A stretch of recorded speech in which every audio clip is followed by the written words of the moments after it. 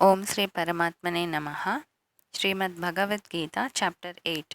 The Yoga of the Indestructible Brahma. Arjuna said, Krishna, what is that Brahma? What is Adhyatma? And what is Karma? What is called Adhibhuta? And what is termed as Adidaiva?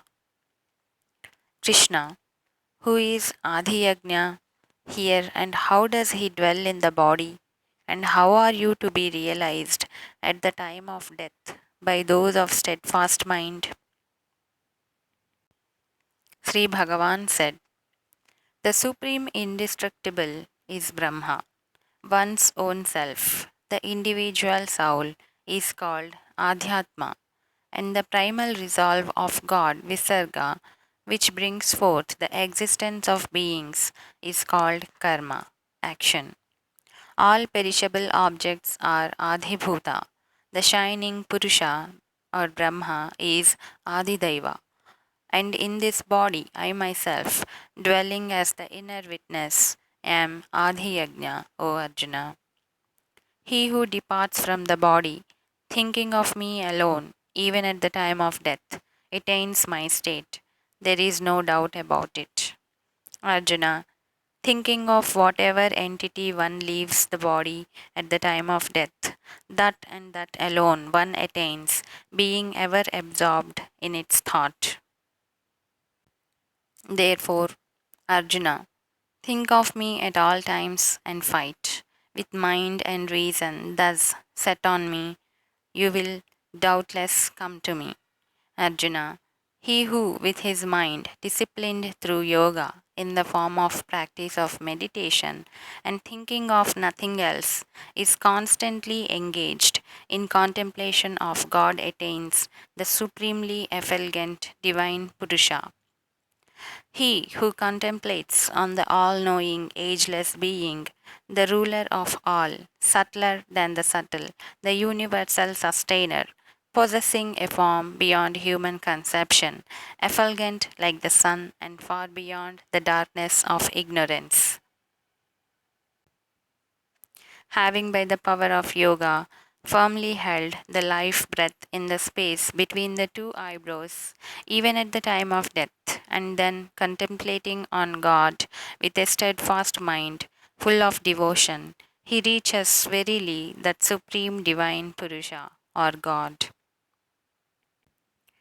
I shall tell you briefly about that supreme goal, that is God, who is an embodiment of truth, knowledge, and bliss, which the knowers of the Veda term as the indestructible, which striving recluses free from passion merge into, and desiring which the celibates practice brahmacharya.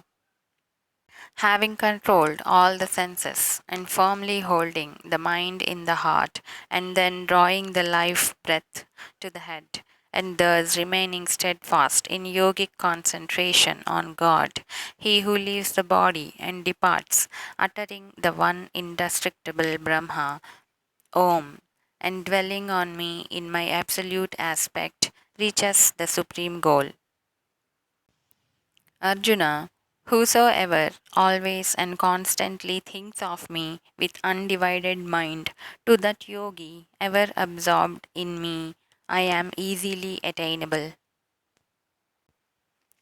Great souls, who have attained the highest perfection, having come to me, are no more subject to transitory rebirth, which is the abode of sorrow and transient by nature. Arjuna, all the worlds from Brahmaloka, the heavenly realm of the creator Brahma, downwards are liable to birth and rebirth. But, O son of Kunti, on attaining me, there is no rebirth, for while I am beyond time, regions like Brahmaloka, being conditioned by time, are transitory.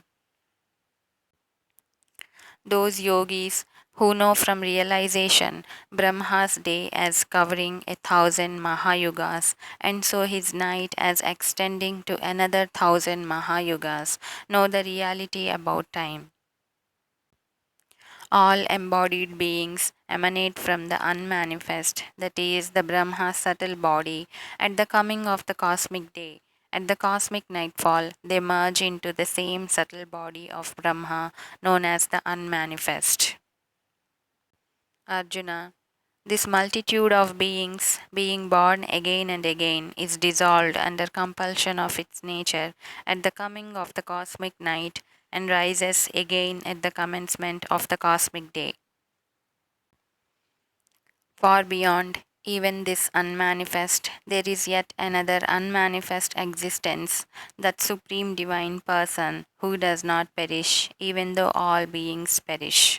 The same unmanifest which has been spoken of as the indestructible is also called the supreme goal. That again is my supreme abode, attaining which they return not to this mortal world. Arjuna, that eternal unmanifest Supreme Purusha in whom all beings reside and by whom all this is pervaded is attainable only through exclusive devotion. Arjuna, I shall now tell you the time, path, departing when yogis do not return, and also the time departing when they do return.